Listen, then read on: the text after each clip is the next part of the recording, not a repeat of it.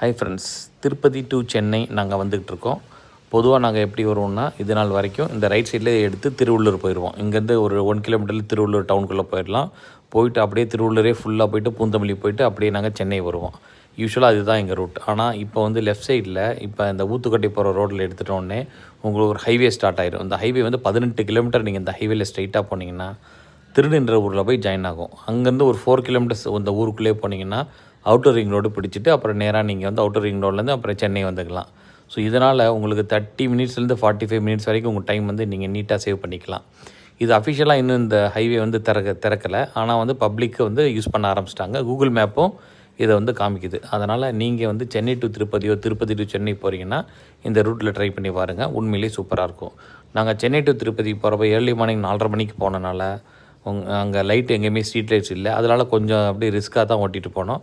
ஆனால் ரிட்டன் வர்றப்போ வந்து வெளிச்சத்தில் தான் வந்தோம். இப்போ பார்க்குறீங்களா வெளிச்சத்தில். ஆனால் ஆப்போசிட்டில் நிறைய பேர் வண்டியில் ஒரே ரோட்டில் ஏறி வர்றாங்க. அது கொஞ்சம் ரிஸ்க்காக இருக்குது. அதனால் நீங்கள் இந்த ரோடை ட்ரை பண்ணியிருக்கீங்களா ஃப்ரெண்ட்ஸ்? அப்படி இல்லைன்னா ட்ரை பண்ணி பாருங்கள். என்ஜாய் பண்ணுங்கள். தேங்க்யூ.